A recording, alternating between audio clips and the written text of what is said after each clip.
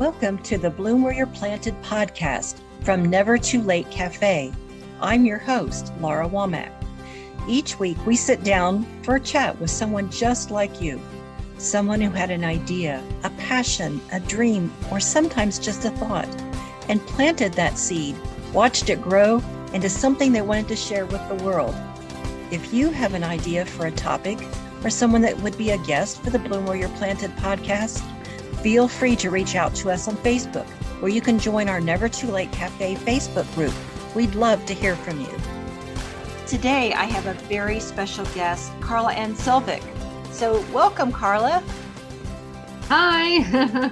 Thanks for having me. Great. Let's start out by finding out where you currently live. Okay. Yeah, so I currently live in a small town called Bear Creek Township. It's in northeastern Pennsylvania, and it's near a larger city called Wilkes-Barre, Scranton. More people are familiar with those. If you know the show The Office, it was recorded in Scranton, Pennsylvania. Oh, really? I didn't know that. So where are you from originally? You're still from Pennsylvania, but not in this town, correct? Right. Nearby, just about 30 miles north of here, in a little town called Harvey's Lake. Oh, never heard of it. I've heard of Scranton and Wilkes-Barre. I always thought it was Wilkes-Barre, but So we're going to dive into your story and some of your creative works. So I heard you do a poem that was amazing at a Wood Songs. I will just preface all of this by saying we met at a Wood Songs. No, it wasn't Wood Songs. We met at a Archaeological Society group. I think we first met at the, didn't we meet at the convention? The Imaginarium Oh, yes, convention. an Imaginarium. See, I forget where I've been. That's easy to do. I know. And it's so funny because we were in another state that neither one of us live in. Yeah. So I loved your poem. So obviously you do some poetry. I've been writing poetry pretty much since I was 10, I believe. I found that I loved it way back then. And that actually came from, I actually wanted to share this, so I'm glad you asked. That came from I think it was when I was in 5th grade, we had an assignment for our English class, which was to create a book. It was called A to Z Poetry. And it was different forms of poetry for each letter. So A was alliteration, B was, say, ballad, and so on and so forth. O was onomatopoeia. And that's how we learned about poetry in the class. And I'd never written anything. I don't think anyone had. And then I started to just go through and do all the poems, and I really enjoyed the process. And I got a lot of positive feedback from my teachers at the time. Like, they really liked it. And so from there, I think I chose one of those poems that ended up being in some anthology way back then. And then I'm like, wow, I like writing. So then it just continued. I just kept writing and writing throughout high school. Same kind of thing. Got a lot of positive feedback from teachers. I just did it more as like catharsis. It was a healing thing as well. I struggled a lot in my teen years, as most teenagers do. But yeah, so poetry and writing got me through a lot. And then, yeah, I went to college. And originally I went to be an elementary school teacher. I took a early childhood education and did that for 2.5 years, and then found out it wasn't working. It wasn't what I really wanted to do. It didn't turn out to be the way I wanted it to be. So I was looking for something else, another major, and I didn't know what to do. So I took a semester off, and I filled up the semester with just random classes. And I happened to choose a lot of English classes and a couple poetry classes. And again, found I loved it, just kept developing my writing, got more feedback, graduated. And then at some point I said, wow, I have all these poems. They're all in a binder, and they were literally stuffed in the bottom shelf of a bookshelf that I have in this office room here. And I said, I need to do something with these. So that's where self-publishing came. And I said, wow, I really would love to just share these with the world. And I was nervous to self-publish at first, but I talked to some friends that had done it. They said it wasn't too bad. So I went for it and I came out with a book in 2017 called Sanctity of Season, and it's all nature poetry. And I'm currently working on a second book that I'd like to title. What did I want to title it? Oh, no, now I don't remember off the top of my head. But anyway, I'm working on a second collection and I would like to get it published and hopefully through Lee Pennington. That would be awesome. Oh, so that is through Pennington Press, but it's through Tony Akery's. Oh, it fails me what his Right. publishing Hydra? company. Yes, Hydra Yeah. Publishing. Yes. Okay. Yeah. So yeah, we know people in common and that and so I think that's very, very brave of you to put out things that you had been gathering. And so good luck to you in your new poem. So that's kind of like what's next for Carla Ann anyway. So, and then you do some other things with writing. So how did that start? You just editing for other people, and how did that come about? Yeah. Let's see. So yeah, I'm a freelance editor. I actually work mainly through a website called Upwork, where you could do all kinds of different freelancing jobs. And that came about after I graduated college. I actually had no idea what to do. So I actually took a year off, and in that year, I just kind of tried to find myself, so to speak, and which was difficult because I was under the impression like you had to get a job right away, you had to hurry up and get working, and I didn't want to do that. I really wanted to, yeah, just take a break and really find something that fit for me. So in that interim, one of Dave's friends we met up with, it was just the serendipitous thing. He was talking and he said, I do work for, and the website had a different name at the time. It wasn't Upwork, but whatever it was, he said the name and he said it was freelance. So that caught my attention. So I asked him more about it. I said, so what is this website? How does it work? He explained it. So not long after that, I just went on and created a profile and started editing. And then, yeah, I went from there. And it's something that actually surprised me that a lot of people I would meet, I would share with what I do. And I wouldn't think that as many people would, I don't know, be interested or say that they're writing a book. So it happens more often than not that I'll be in a group of people, meet strangers, and tell them that I'm an editor, and they'll say, "Oh my gosh, I'm writing a book." And I go, "Oh, really? Would you like some help with that?" So I've worked with a lot of just people I've met, friends, and made friends that way. And that's been really, really rewarding.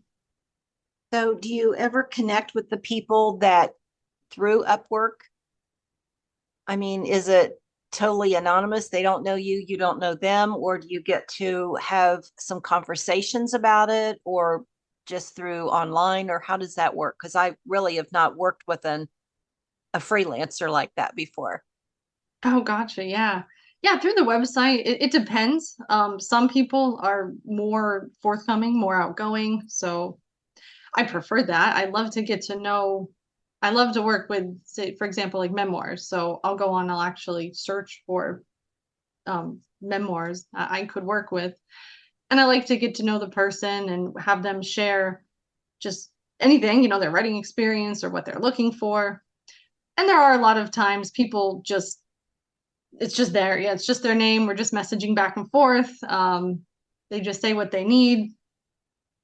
I have my proposed price, my hours, I'll estimate how long something will take.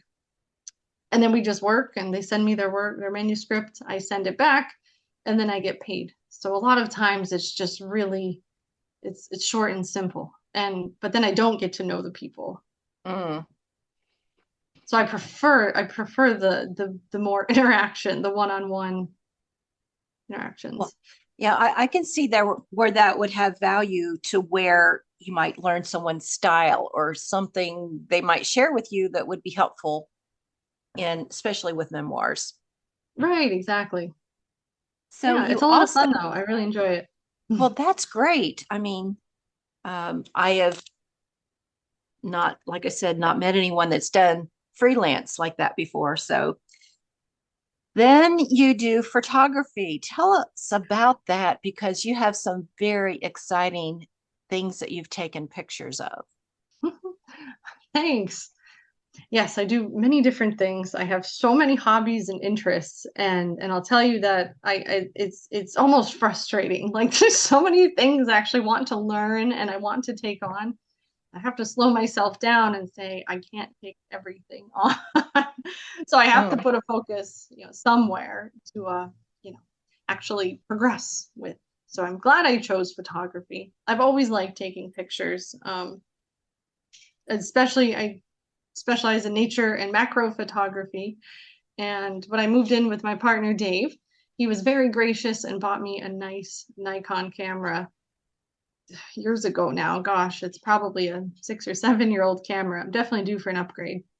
But it still works. It's fantastic. I actually didn't touch it for years. I was so intimidated by a real camera that I just didn't take it on. And then when I did and started learning the basics, I had him teach me because he does know photography. He knows the basics, how to work the camera, the lighting, ISO, all of that. Then it was like, oh wow, this isn't so bad.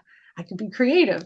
So he often jokes that he has the technicality, but I have the creative eye and I could find anything anywhere and make it look creative. So Well, that's a yeah. talent in itself.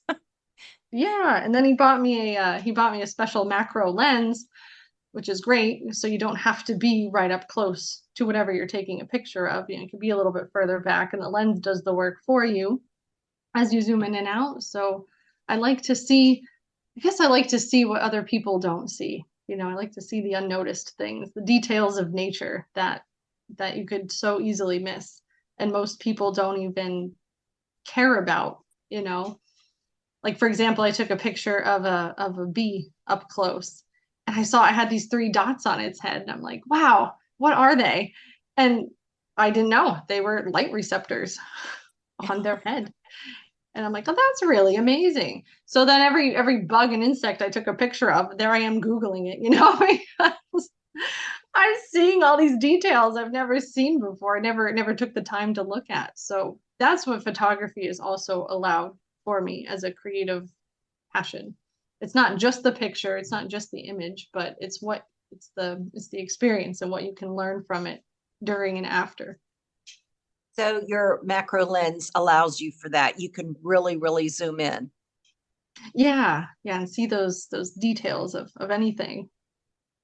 That's amazing. So, Yeah.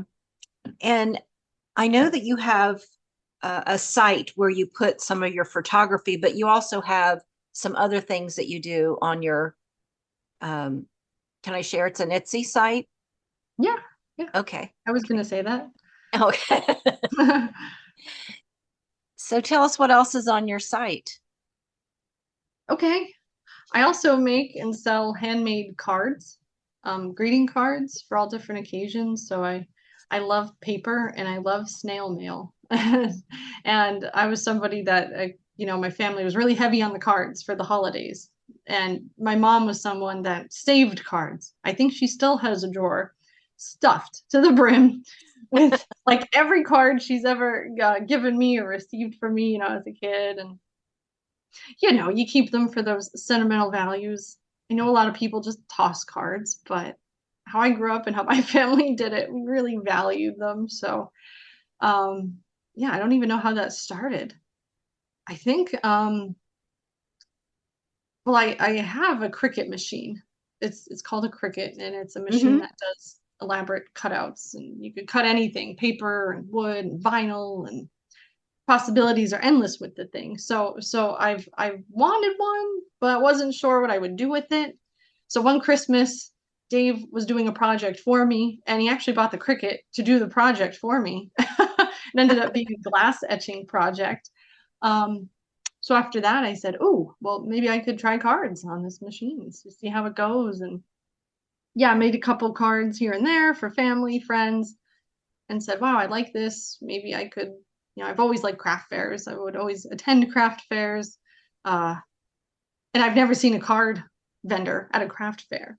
So I had the thought, well, maybe I could offer my cards at craft fairs, and so therefore I went down that road and tried selling them there, and then found out about Etsy. Just felt like that was the easiest way to get a bunch of stuff up there. Mm-hmm. It's not a lucrative business. I could be honest and say that, and yet it's fun. It gives me that creative outlet just to do Mm-hmm. something different. I didn't know that a Cricut could do wood. Must be like veneer, something thinner. I think so. Yeah. There's special blades, deep cut blades that will cut thin wood. I haven't tried it, but I just know that they're capable, especially the newer machines. The one that came out after this one does more. Yeah. So I know that having gone to craft fairs and seen vendors by having a web presence and a site, an online presence, if someone meets you and they get your card or they see something, sometimes, they're just going to get back to you at another time because maybe they're in a rush. Maybe they don't have the money right then, or who knows what the many reasons are, or they see one thing and say they want to see more of it. So it's good that you have that where they can check you out as well. So yeah, it's fun. I like to offer, I've done custom cards as well. I say I can kind of make anything, incorporate pictures, text. I also like to do calligraphy, so I've incorporated calligraphy with the cards as well, like actual calligraphy with the quill pen and the ink. not a font that you just found Right. online. Actual Downloaded writing. a font. Handwriting. Handwriting. So that makes it. And so both your pictures and your cards are on your Etsy, correct? They are, yes. I'm hoping to make a separate website just to showcase kind of like a portfolio for my photos. That's one of my Mm-hmm. goals this year, to have a place where they all are, because it comes up a lot in conversation when I'm sharing with friends. Oh, you do photography. Can I see your pictures? And I have to spend like 10 minutes on my phone scrolling and all of that. So I'd like to put them all in one place and yeah, and see where they go. And so far I'm just selling small prints, 5x7s matted, and then I have a Mm-hmm. couple 8x10s. So Interesting. And they're nature pictures. All of them are nature pictures. yeah, just about all of them. I just have a few that are something different, but yeah, most of them birds and flowers and sunsets and macros of bees and other plants, plant life, Very mushrooms. cool. I was on it very briefly, but I did see mushrooms and some other things. So no, that might have been something that you post on social media. But so do you want to talk about your dream work? That's Okay, a very different. another thing I do. Yes, you're certified in a field that I've not known of anyone to be trained in. So can you tell us about your dream work? Okay, yeah, I'd love to. Yeah, this is a very unique, interesting field, if you want to call it that.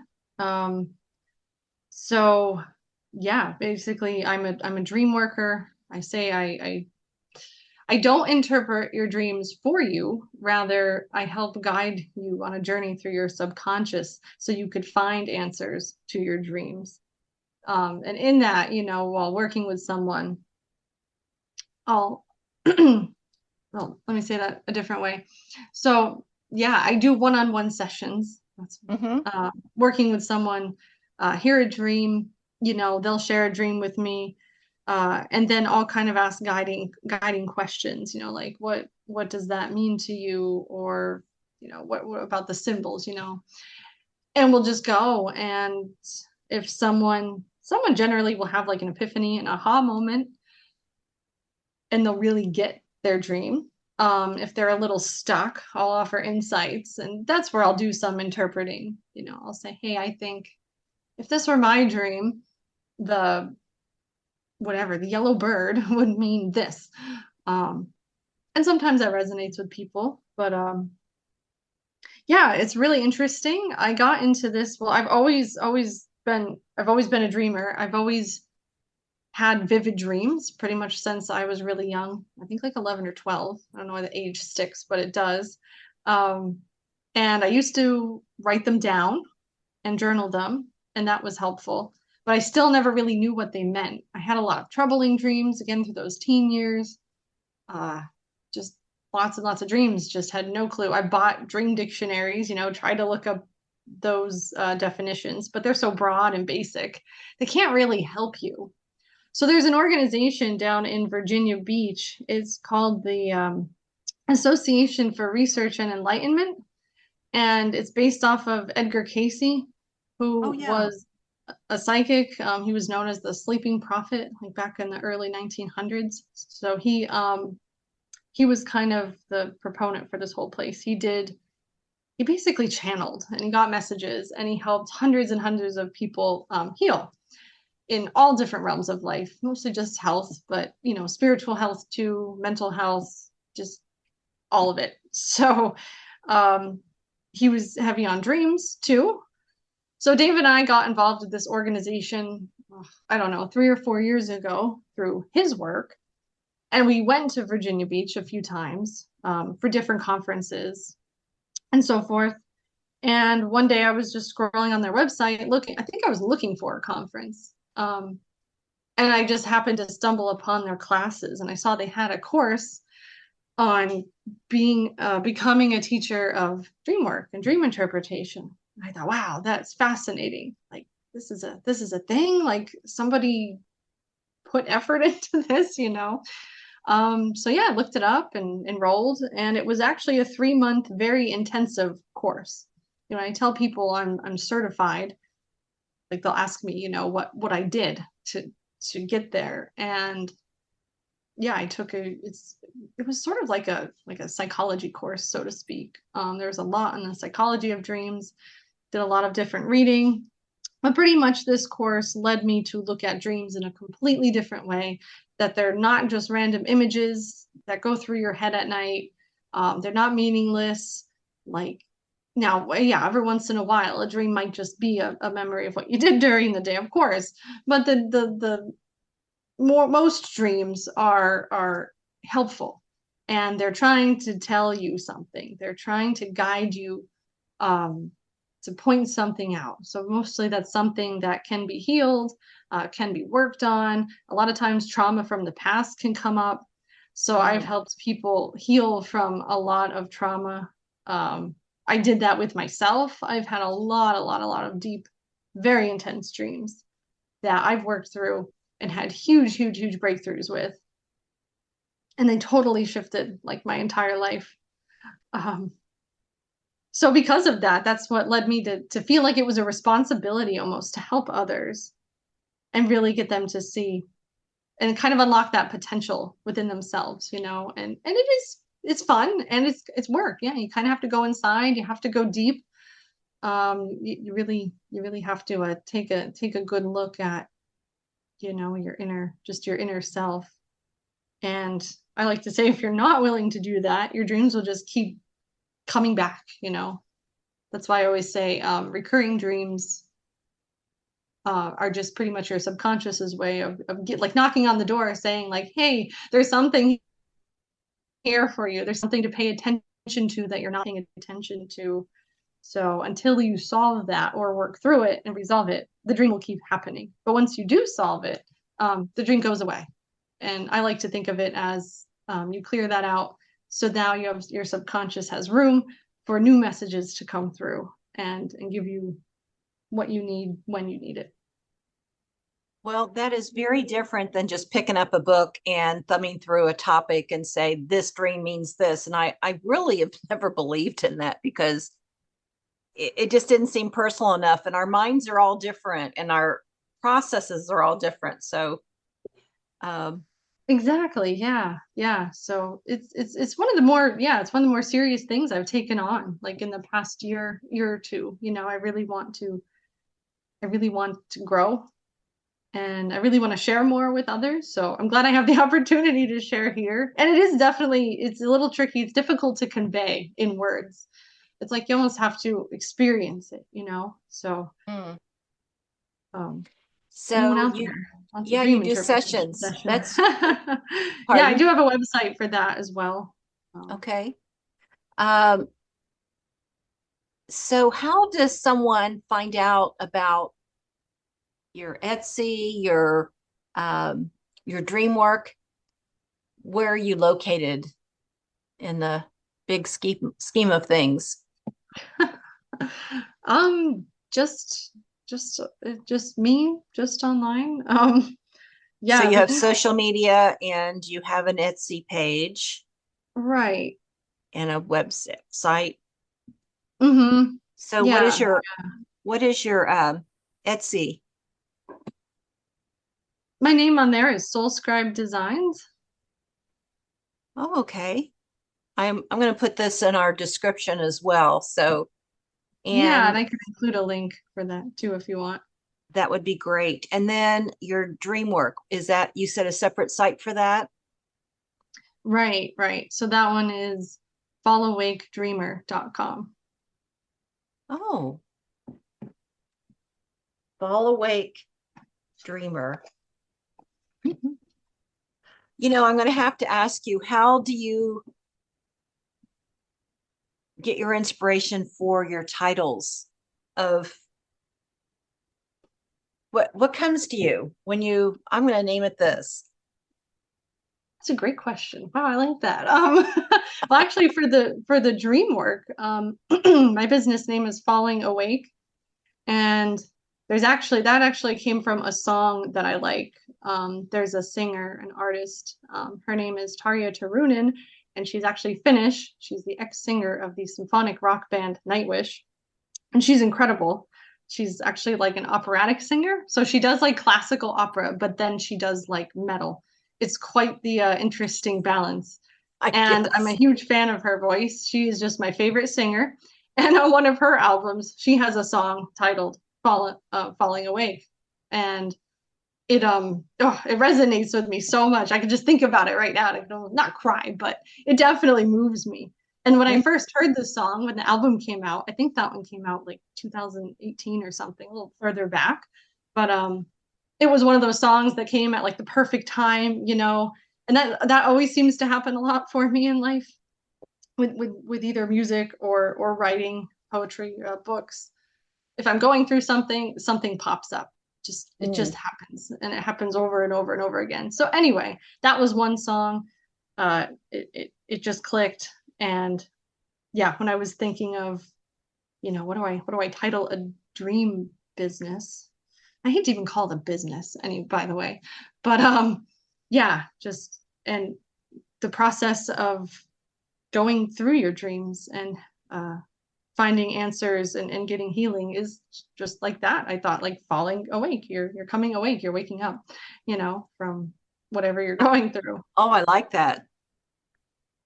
And then As how'd you oh, come as up for with the Scribe? oh yeah, as for that, I think that just came. I think because that started with calligraphy. Before I got a Cricut, I was just making cards by hand, just doing words and little sketches. So I'm like, what do I call this? So, scribe, writing, Mm. passion, soul. I don't know. So I just put it together and that name stuck. And of course I do a little more now, but I mean the name still works. So that one kind of just came to me. Now you just touched on something, and that was sketches. I know that you gave your partner Dave a very cool sketch for Christmas. Now, have you always done sketching as well? I mean, a wonderful, it was the property where you live and the outdoors, and you've done lots of improvements there, lots of lots and lots of work.